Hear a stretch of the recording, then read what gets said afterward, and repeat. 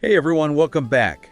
We're going to be doing a deep dive today into Project 2025 and how it might shake things up Yeah. for all of you small business owners out there. Yeah, really interesting stuff. And so don't worry, we're not going to get all political on you. Yeah, no. This is about being prepared Exactly. for potential changes no matter what side of the aisle you're on. Exactly.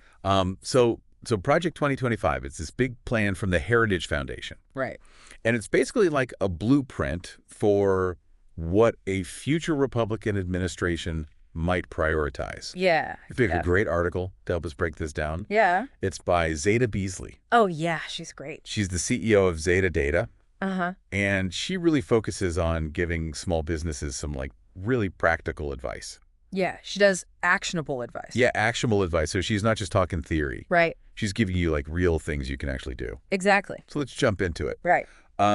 Project 2025 has this three-pronged approach.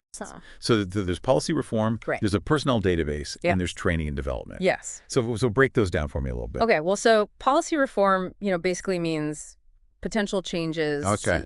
all the regulations and the taxes, Oh, yeah, that's all the fun stuff. yeah. And then the personnel database is pretty interesting, actually.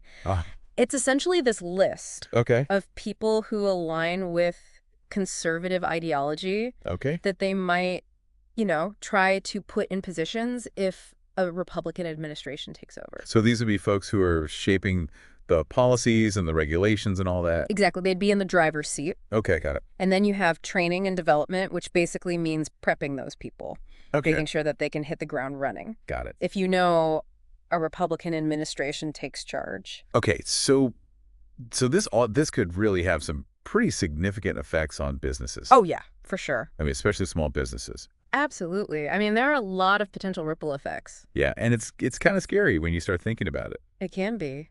Yeah. But Záda Beasley, she's all about being proactive. Right? Yeah, she's got that energy. Not reactive. Yeah, she's like... So she doesn't want us to sit here and be like, oh my gosh, what if this happens? What if that happens? No, she wants you to go read Project 2025 yourself.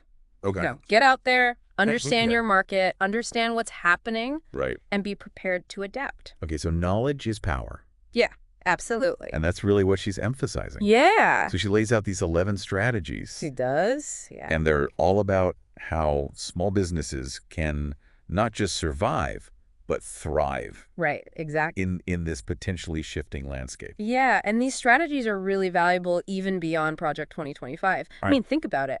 A lot of them are things we've talked about in other deep dives, too. Cool. Remember that whole conversation we had about Yeah. building a strong online presence? Yes. It's huge. It's crucial in today's world, no matter what's happening politically. Right. That's not going away. No, it's not. All right. So Záda, give us your first strategy. All right, so number one, diversify your revenue streams. Ooh. Okay, don't put all your eggs in one basket. Right. Explore new markets, new products, new services. Right. Think about it. You want to have multiple avenues for success, especially Yeah. if one avenue kind of dries up. Right. Like if something happens, You got to have a backup plan. it's like having a backup generator for your business. Exactly. Okay. So smart move, diversify your revenue streams. Yeah. What's number two? Number two is strengthening your online presence. Okay. We kind of touched on that. But Yeah, but it's more than just having a website now. Right. It's about actively engaging with your audience, Okay. creating valuable content, Yeah. showing up on the platforms Yeah. where your target audience is hanging out. So like TikTok dances? Well, maybe not TikTok dance. I'm just kidding. But, Instagram Reels, maybe even starting a podcast. Ooh, there you go. Yeah. All right. So strong online presence is crucial. It is. No matter what. No matter what. Okay. What's number three? Number three, this one might feel a little classic, Okay. but it's a classic for a reason. Right. Build strong customer relationships. Yes. In this world that's becoming increasingly digital, Uh-huh. genuine human connection Right. becomes even more valuable. So what are we talking about here? Well, think about it. Uh-huh. Handwritten thank you notes remembering birthdays. Okay. Taking the time to really listen Right. to your customers' needs. Like those little touches go a long way. They do. Especially when things feel uncertain. Exactly. And those relationships Right. can often be more resilient to external changes Okay. than, say, relying solely on a particular policy or regulation. Okay, so build those relationships. Yeah. So that no matter what happens, you've got that strong base. Yeah. Okay, speaking of connections, what's number 4? Number 4 is all about networking strategically. Power of the network. The power of the network. Oh, I love it. So this is about, building relationships with other business owners, industry experts, mentors, potential investors. Right, like building your own personal board of advisors. Exactly. Yeah, got it. And this ties in perfectly with, what we've talked about in other episodes about building a support system. Yes, totally. It's like having your own team of cheerleaders and advisors. Yeah. And maybe even some friendly competitors to bounce ideas off of. Exactly. Okay, I love it. All right, strategy number 5. Number 5, adapting to changing regulations. Oh, that's a big one. It is, and I know this one can sound a little intimidating. Yeah, especially with Project 2025, Especially with Project 2025. Potentially, who knows what could happen. Right, but Zada's point is stay informed. Okay. Be aware of what's happening in your industry and be prepared to adjust your business practices accordingly. So it's like you're playing a game of chess. You need to anticipate your opponent's moves. That's a good analogy. And be ready to adjust your strategy. I like that. All right, so adapt to those changing regulations. Uh-huh. Okay, and speaking of strategy, what's number 6? Number 6 is seeking expert advice. Okay. So she recommends consulting with, business advisors, attorneys, accountants. Right, people who can help you navigate. Exactly, the legal and financial landscape. Okay, so if adapting to regulations is like playing chess, then seeking expert advice is like having a chess grandmaster. Oh, I like that. Like they're by your side. I like that a lot. Yeah. So you don't have to become a policy wonk overnight. Right. But having access to that guidance can make a huge difference. Absolutely. It's like having a guide through the wilderness. I love it. Somebody who can help you navigate that tricky terrain. Right. So you can focus on running your business. Exactly. They can focus on the policy stuff. Yeah, the rules of the game. All right, what's next? So number 7 is leveraging government resources. Okay, wait, now hold on. I know what you're thinking. Yeah, a lot of small business owners, I think, they hear government resources and they're like, yeah, bureaucracy, red tape. Yeah, I don't want to deal with that. Yeah. But there's actually some really great stuff out there. There is. Like grants and loans and programs specifically designed to help small businesses. Exactly. And Zada's point is, don't rule anything out. Right. Before you've explored your options. Yeah. It's like finding a hidden treasure chest. It is. Full of support. Yeah. That you didn't even know was there. Right. Okay. So don't be afraid of those government resources. Exactly. All right. So we've gone through the first 7 strategies. Uh-huh. And they're all really about, being prepared. Right. Being adaptable, being connected. Yeah, having those relationships. Yeah. What really stands out to you so far? What's fascinating to me is how these strategies aren't just about reacting to Project 2025. They're really about building a strong foundation. Right. For your business, no matter what the future holds. Yeah. And that's kind of where Zada's next few strategies come in. Okay. She starts to kind of shift gears a little bit. Okay. And talk about personal development alongside business strategy. Interesting. Okay, tell me more. So strategy number 8 is all about deciding what kind of person you want to be on the other side of Project 2025's implementation. Okay. It's about taking a step back from the day-to-day hustle. Right. And asking yourself some big picture questions. I love that. So it's like she's saying, hey, while we're busy future-proofing our businesses, let's not forget to future-proof ourselves. Exact. Too. Okay. And then she follows that up with number 9, which is? Number 9 is, what's your leadership style? Oh, that's a powerful question. It is. It is. It's so easy to get caught up in the doing of business. In the day-to-day. Yeah. But like taking the time to really think about, okay, what kind of leader do I want to be? Right. How do I want to show up? Exactly. Yeah. And how can I refine that style to be even more effective? Yeah, and inspire your team. Yeah, exactly. And she gives us a whole list of things to think about. She does. She does. Like she says, are you consistent? Are you reliable? Are you honest? Are you collaborative, considerate, forward-thinking, confident, organized? All those things. Oh my gosh, it's like a leadership buffet. It is. You can just pick and choose. Pick and choose what resonates with you.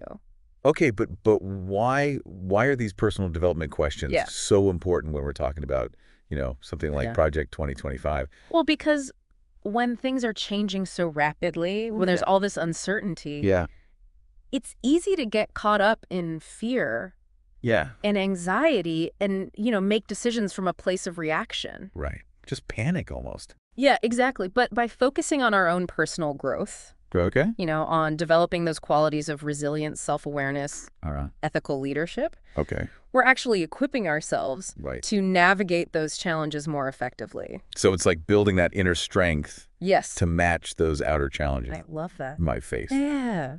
Okay, so strategy number 10. Number 10 builds on this idea of inner strength. Okay. And it kind of expands it outward. Okay. So she talks about finding your community of vetted supporters. Okay. Where everyone is contributing equally Yeah. to building each other up. So important. It's about collaboration mentorship. Right, having that support system. Yeah, especially for small business owners who, often face these unique challenges. Yeah, and it's lonely at the top sometimes. It can be. It can be. So having that group of people you can turn to. It's like having your own personal cheering section. I love it. But with the added benefit of expert advice and shared experience. So it's not just cheerleading. It's like real tangible help. Exactly. Hey, yeah, and this ties back to what we were talking about earlier about networking strategically. Right. Building those relationships is so key to creating a strong support system. So it's like weeding a safety net. I like that. Not just for your business, but for yourself as a leader. Exactly, for you as a person. Yeah. Yeah. Okay, so that was number 10. That was number 10. What about Zada's final strategy? So her final strategy is kind of like a bonus point. Okay, I love a bonus tip. Yeah, but it's something she feels very strongly about. Okay, lay it on me. So she emphasizes avoiding bad actor behavior in business. Okay. Even when it seems tempting. Right. Or advantageous in the short term. Yeah. It's about operating from a place of integrity. Okay. And ethical conduct, even when it's hard. Even when it's hard. Yeah. And in a world where it's all about the hustle. Yeah, hustle culture. Yeah.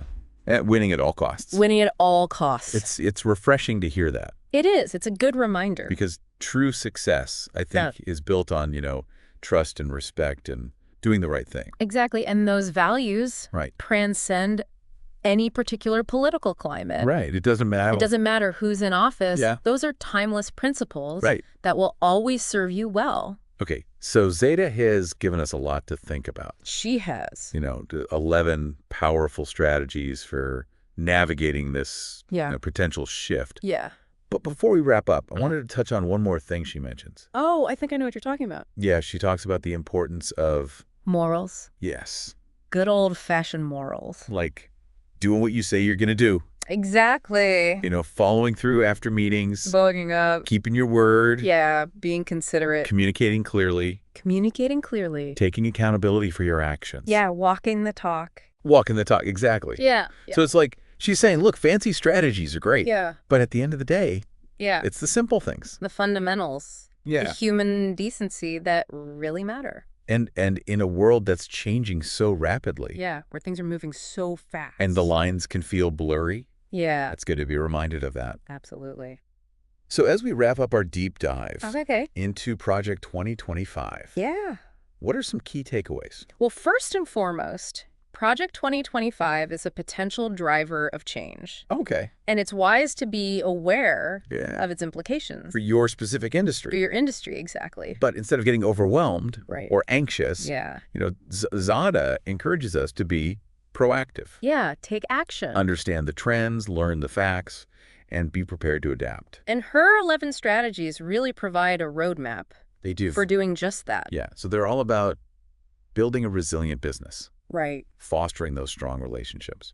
Leveraging your resources. Leveraging the resources. Yeah. And staying true to your values. Absolutely. And I think, most importantly, she reminds us that personal development is just as crucial. It is. As business strategy. Yeah, it's about cultivating those qualities of self-awareness, resilience, ethical leadership. Right. A commitment to continuous growth. Okay. Both personally and professionally. I love that. So even though we're talking about this potentially really complex and uncertain political landscape, Zada's advice is ultimately about empowering ourselves and taking ownership Absolutely. of our futures. That's a great way to put it. Right. So it's not about being a victim. No. It's about saying, okay, this is the situation. Yeah. How can I make the best of it? Exactly. And that message, that really resonates. Yeah. Far beyond the scope of Project 2025. Totally. I mean, it's about navigating any challenge,